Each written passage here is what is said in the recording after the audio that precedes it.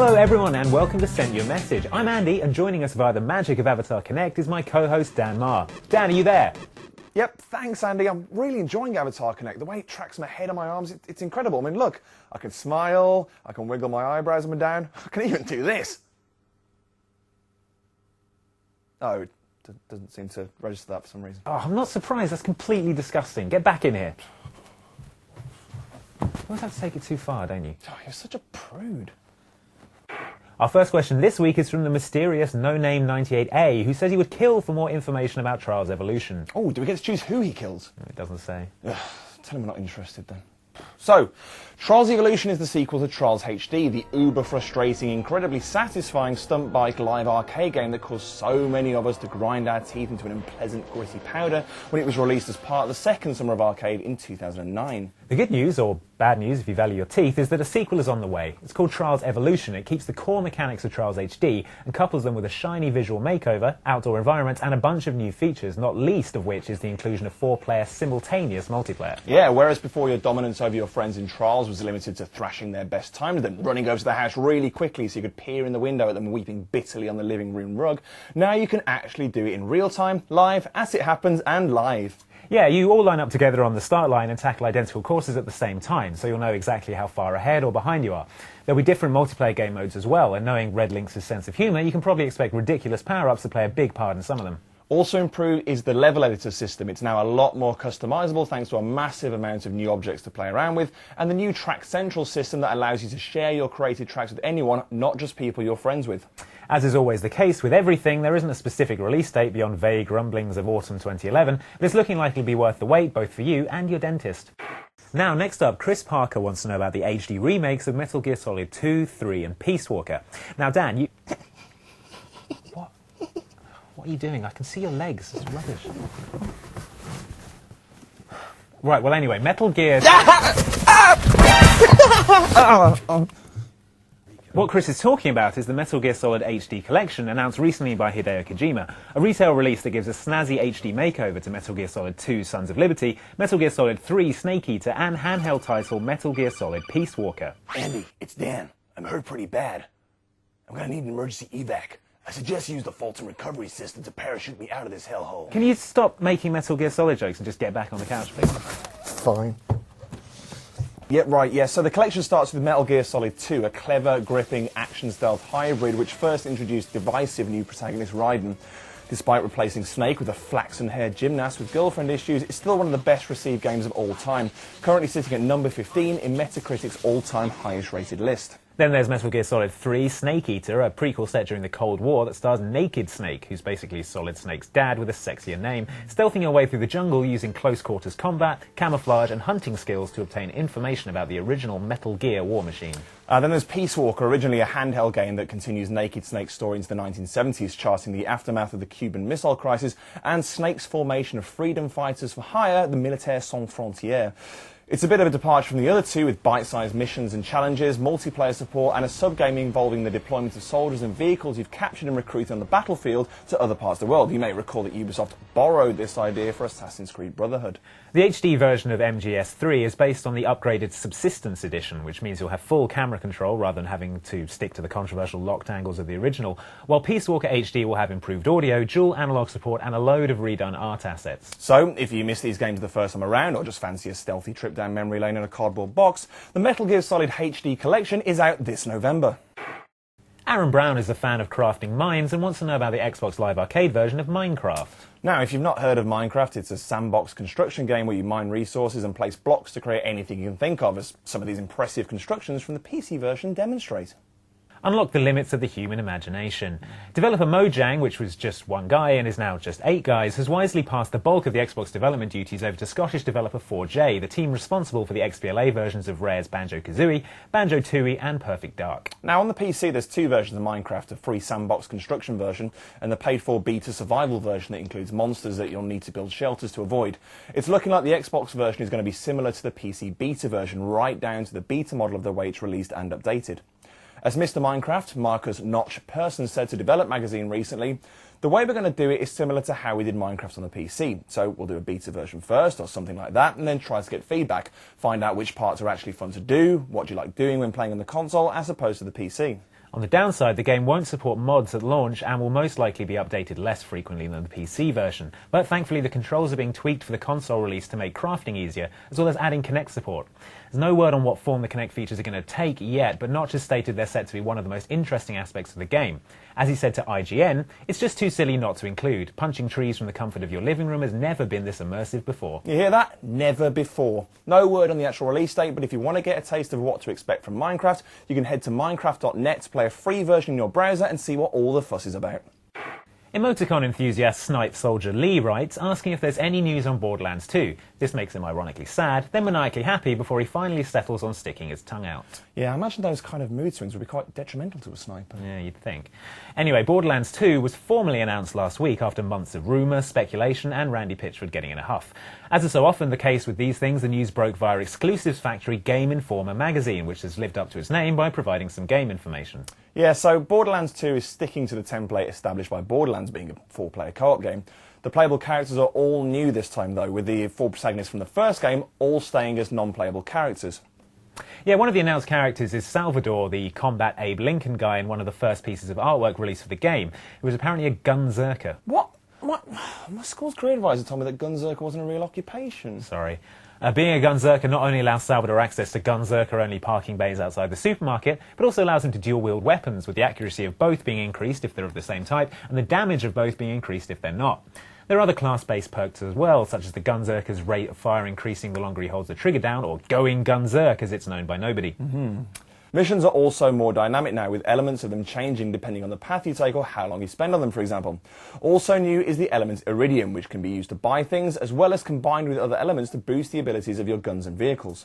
It's Borderlands, so gun adult literature is the order of the day, with the usual ridiculous amount of weapons available for you to fire hot lead at people with. Each weapon's manufacturer's wares will be easily identifiable by their visual style, though, so you can tell who made a weapon and its quality at a glance. There are also new vehicles which can all carry 4 passengers, including the one they've shown so far, the Bandit Technical. Yeah, the other exciting bit of news is that the story is being written by Anthony Birch, former features editor on Destructoid and one of the people behind surreal and hilarious video game-related web series Hey Ash, What You Playing, which is it's a good thing, trust us. Speaking of vague release dates, which I'm going to do now, the game could come out any time between April 2012 and March 2013, but we'll be taking a look at it next week as luck would have it, so look forward to much more on it on Inside Xbox very soon. Scientists have discovered that experimental food product Stuff 339 not only closely resembles chicken when cooked, but to their alarm it's also displayed signs of being incredibly cost-conscious. Their suspicions were aroused when an interpreter discovered that the bubbling goop's grotesque gurgles are actually its way of asking whether the Mortal Kombat Season Pass is worth its 1,200 Microsoft points asking price.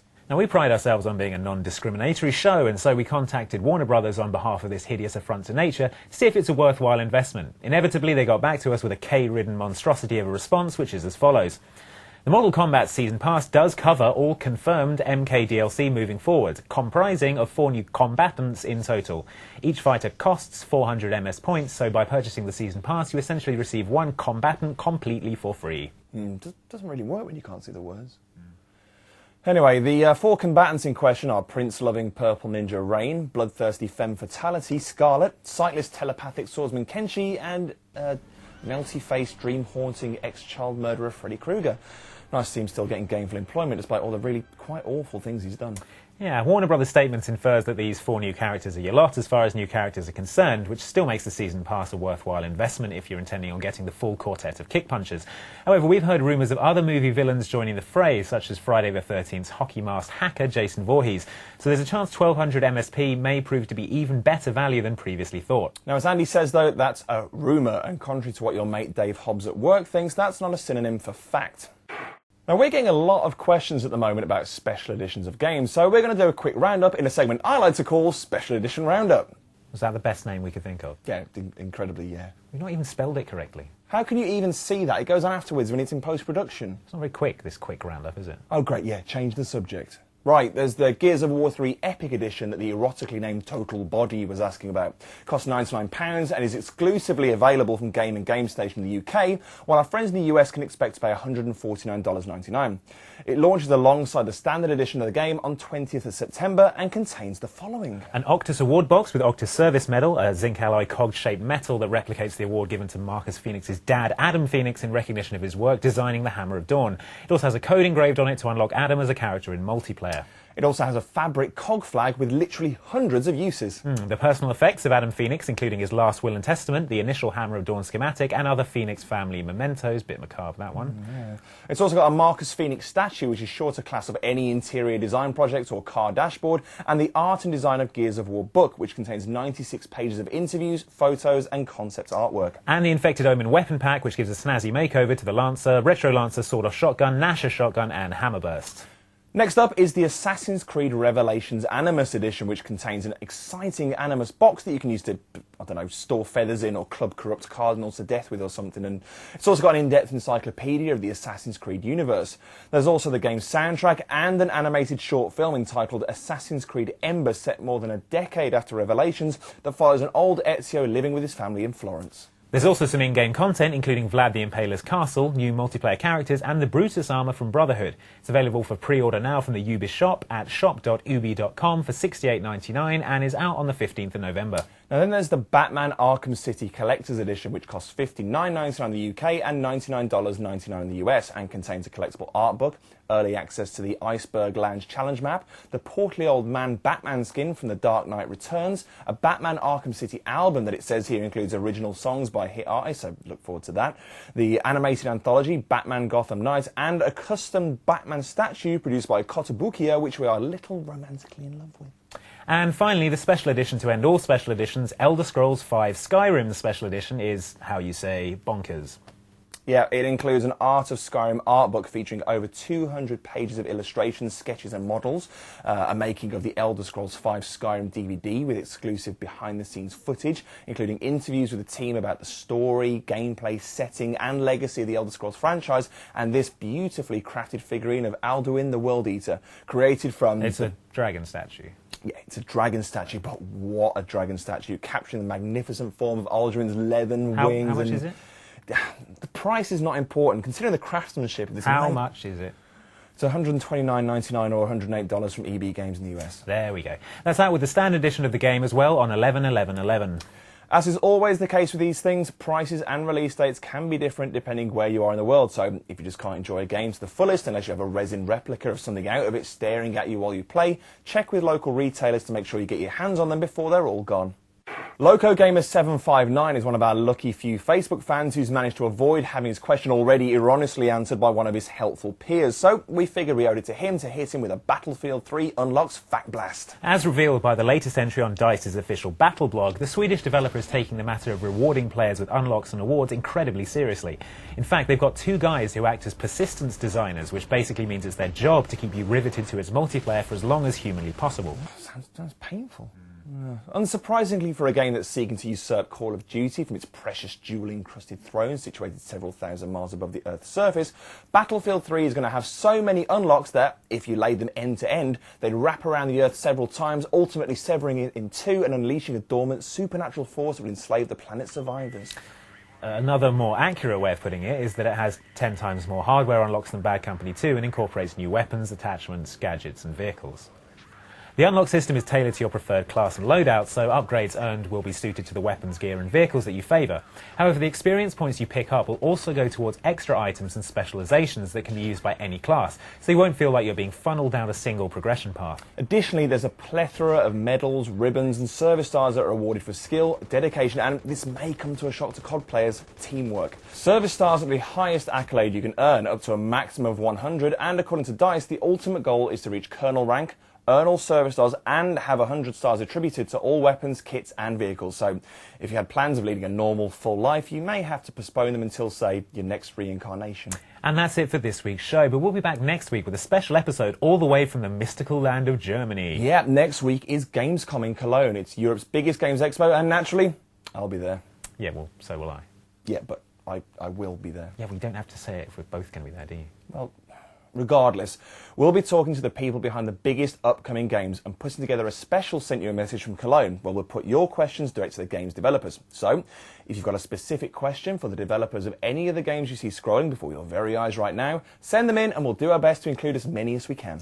And of course, you can check out our Gamescom coverage on Inside Xbox all next week as well, for all the sights, sounds, and typically for an indoor event in August that attracts a huge amount of online gaming enthusiasts, smells of this awesome event. See you there, everyone.